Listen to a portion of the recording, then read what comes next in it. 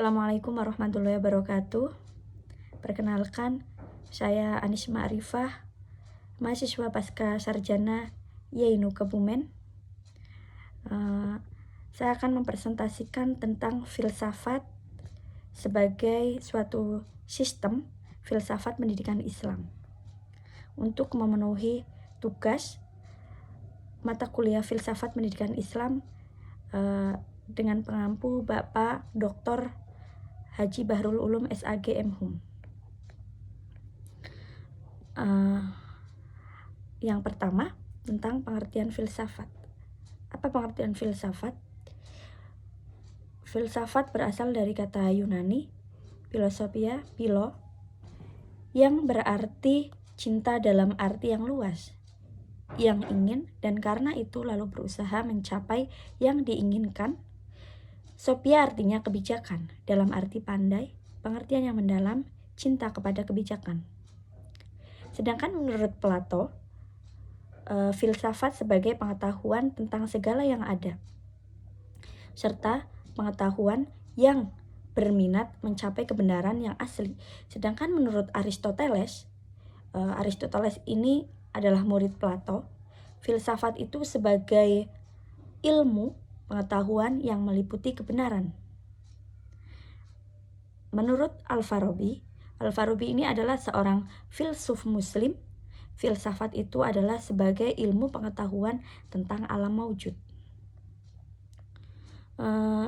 Istilah filsafat pertama kali digunakan oleh Pythagoras.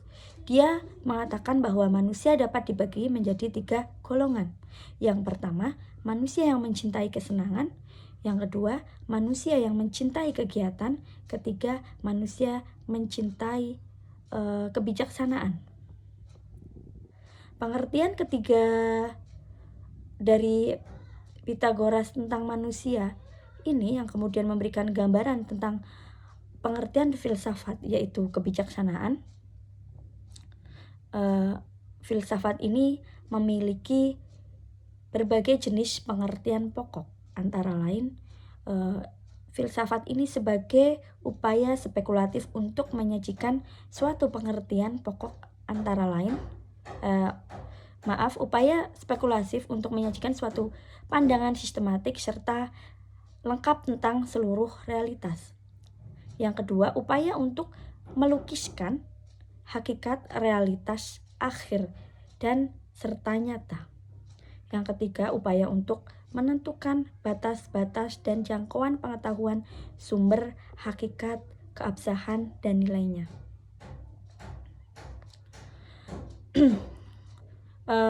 Lantas, apa yang dinamakan dengan filsafat pendidikan Islam?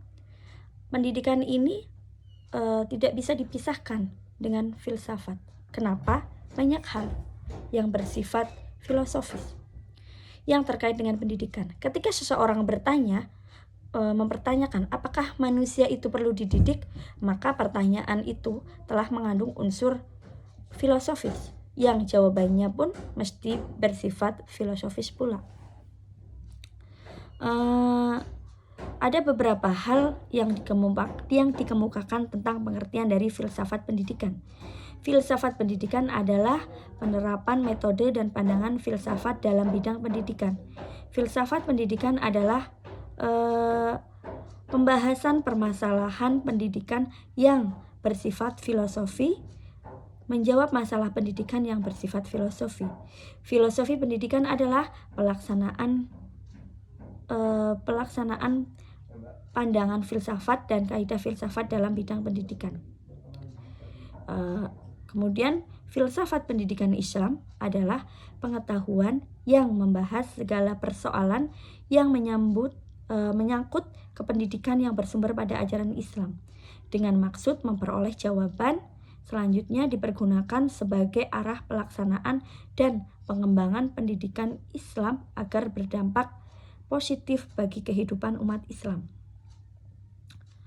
Filsafat pendidikan Islam ini secara struktural merupakan bagian dari filsafat Islam dan secara fungsional tidak terlepas dari pendidikan Islam. Mempunyai peran dan tujuan tertentu yang terkait dengan Islam sebagai sistem sebagai sistem agama yang universal. Kemudian secara keseluruhan pembahasan di atas yang tadi saya sembahkan, maka dapat disimpulkan bahwa filsafat pendidikan Islam adalah upaya berpikir filosofis dalam mengubah tingkah laku individu dengan proses bimbingan terhadap rohani dan jasmani dalam kehidupan pribadi atau masyarakat dan alam sekitarnya melalui proses pendidikan dengan dilandasi nilai-nilai Islam yang bersumber pada ajaran Islam. Kemudian B. Makna filosofi dan sistem pendidikan Islam. Yang pertama, makna filosofi pendidikan Islam. Yang pertama ini, beberapa buku pendidikan Islam menyebutkan semua istilah tersebut digunakan secara bergantian dalam mewakili peristilahan pendidikan Islam. Yang pertama di sini ada tarbiyah. Tarbiyah ini dalam teks teologi Al-Quran dan Sunnah tidak ditemukan istilah at-tarbiyah, namun ada beberapa istilah kunci yang seakar dengannya, yaitu ar-rob, rabayani, nurobi, rubi, dan rabbani. Dalam kamus bahasa Arab, kata at-tarbiyah memiliki 3 akar kebahasan, yaitu yang pertama, robba, yurobi, tarbiyah.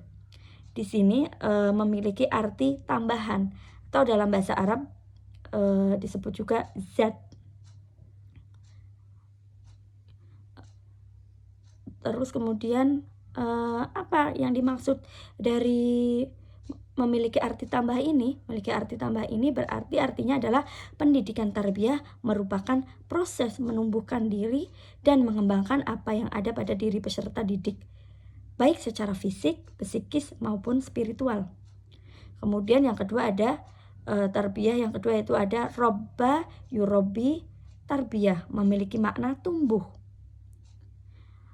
Tumbuh di sini diartikan sebagai apa? Tumbuh di sini diartikan sebagai menjadi besar atau dewasa. Artinya, pendidikan tarbiyah ini merupakan usaha untuk menumbuhkan atau mendewasakan peserta didik baik secara fisik, psikis, maupun spiritual. Kemudian yang ketiga, robi, yurobi, tarbiyah, memiliki arti memperbaiki, atau dalam bahasa Arab aslaha, yaitu menguasai urusan, memelihara dan merawat, memperindah, memberi makan, mengasuh tuan, memiliki, mengatur, dan menjaga kelestarian maupun eksistensinya. Kemudian yang pertama itu tadi ada tarbiyah, selanjutnya yang kedua ada taklim. Apa yang dinamakan taklim? Taklim ini merupakan bentuk dari bahasa Arab kata benda buatan atau masdar yang berasal dari akar kata alama. Sebagian para ahli menerjemahkan istilah tarbiyah dengan pendidikan, sedangkan taklim diterjemahkan dengan pengajaran. Kalimat allamahu alim memiliki arti mengajarkan ilmu kepadanya. Pengertian Muhammad Rashid Ridho ini mengartikan taklim dengan proses transmisi sebagai ilmu pengetahuan pada jiwa individu tanpa adanya batasan dan ketentuan usia. Yang ketiga takdib. Takdib ini biasanya dalam pengertian pendidikan yaitu sopan santun, tata krama, budi pekerti, akhlak, moral, atau etika. Takdib ini berarti pengenalan dan pengakuan yang secara berangsur-angsur ditanamkan kepada manusia tentang tempat-tempat yang tepat dari segala sesuatu di dalam tatanan penciptaan sehingga membimbing ke arah pengenalan dan pengakuan kekuatan akan keagungan Tuhan. Terus kemudian yang terakhir ada riyadhah. Riyadhah ini secara etimologis diartikan dengan pengajaran atau pelatihan.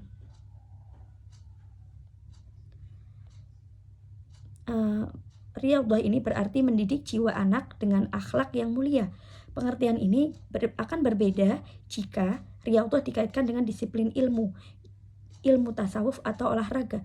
Riyadhah dalam tasawuf berarti latihan rohani dengan cara menyendiri pada hari-hari tertentu untuk melaksanakan ibadah dan tafakur mengenai hak dan kewajibannya.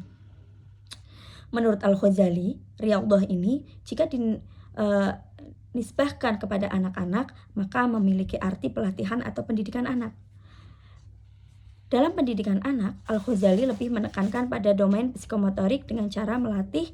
Pelatihan memiliki arti pembiasaan dan masa kanak-kanak adalah masa yang paling cocok untuk memulai pembiasaan. Karena apa? Anak yang dilatih dari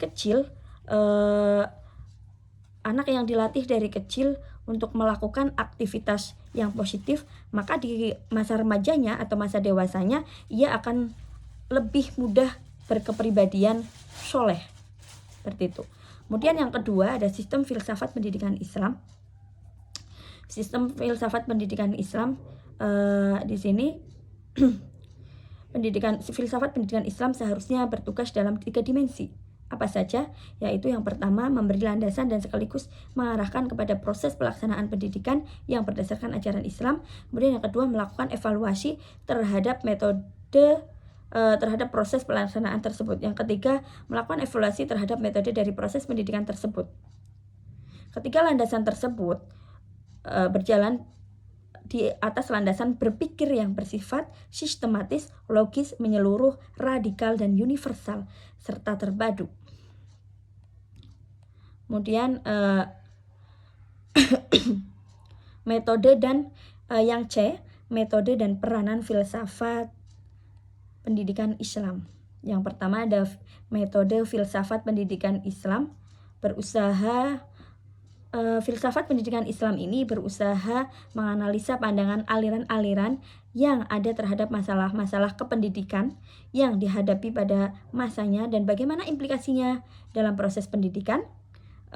Filsafat Islam ini memecahkan problema pendidikan Islam dalam menggunakan metode-metode sebagai berikut. Yang pertama ada metode spekulatif dan kontemplatif, yaitu berpikir secara mendalam dan dalam situasi yang tenang untuk mendapatkan kebenaran tentang hakikat sesuatu yang dipikirkan. Kemudian yang kedua ada metode normatif. Apa metode normatif? Metode normatif ini yaitu mencari dan menetapkan aturan-aturan dalam kehidupan nyata atau bisa disebut pendekatan syariah. Yang ketiga ada analisa konsep. Analisa konsep ini ungkapan seseorang terhadap sesuatu objek dalam Islam untuk dianalisis. Selanjutnya pendekatan historis. Pendekatan historis ini mengambil pelajaran dari peristiwa dan kejadian masa lalu sebagai tolak ukur dalam sistem filsafat Islam. Yang kelima ada pendekatan ilmiah. Pendekatan ilmiah ini yaitu pengembangan dan penyempurnaan dari pola berpikir rasional, empiris, dan eksperimental untuk mengubah keadaan atau nasib. Yang terakhir ada dalam sistem filsafat Islam. Dalam sistem filsafat Islam, pendidikan yang lebih mendekati pola berpikir yang empiris dan intuitif adalah beberapa pendekatan filosofis yang mungkin dapat digunakan untuk memecahkan problem-problem pendidikan di kalangan umat Islam. Yang kemudian kedua ada peranan filsafat pendidikan Islam.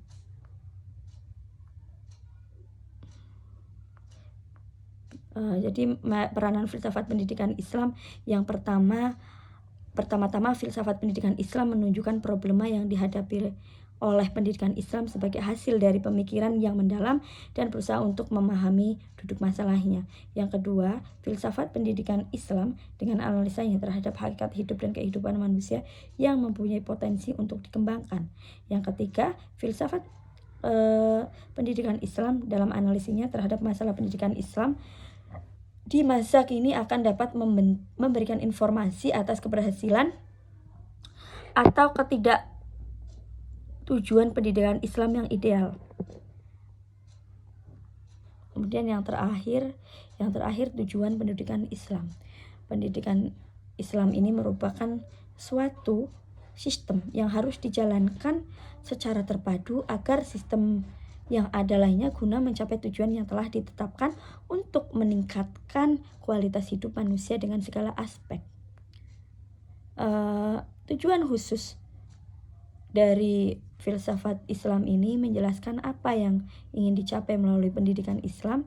Sifatnya lebih praktis sehingga konsep pendidikan Islam jadinya tidak sekedar idealis ajaran-ajaran Islam dalam bidang pendidikan. Dengan kerangka tujuan ini dirumuskan harapan-harapan yang ingin dicapai dalam tahapan-tahapan tertentu proses pendidikan, sekaligus dapat pula dinilai hasil-hasil yang telah dicapai. Menurut Al-Sya'bani, tujuan pendidikan Islam adalah tujuan yang berkaitan dengan individu, mencakup perubahan yang berupa pengetahuan, tingkah laku masyarakat, tingkah laku jasmani dan rohani, dan kemampuan-kemampuan yang harus dimiliki untuk hidup di dunia dan akhirat. Terus kemudian menurut Al-Abrashi merinci tujuan akhir pendidikan Islam menjadi yang pertama pembinaan akhlak, terus kedua menyiapkan anak didik untuk hidup di dunia akhirat, yang ketiga penguasaan ilmu, dan yang terakhir adalah keterampilan bekerja dalam masyarakat. Seperti itu. Mengingat tujuan pendidikan tersebut masih sangat luas dan bersifat umum, maka tujuan pendidikan dirumuskan secara teoritis yang keseluruhannya menuju pada pencapaian tujuan akhir. Seperti itu. Sekian presentasi dari saya. Mohon maaf bila banyak kekurangan. Wabillahi taufik wal hidayah. Wassalamualaikum warahmatullahi wabarakatuh.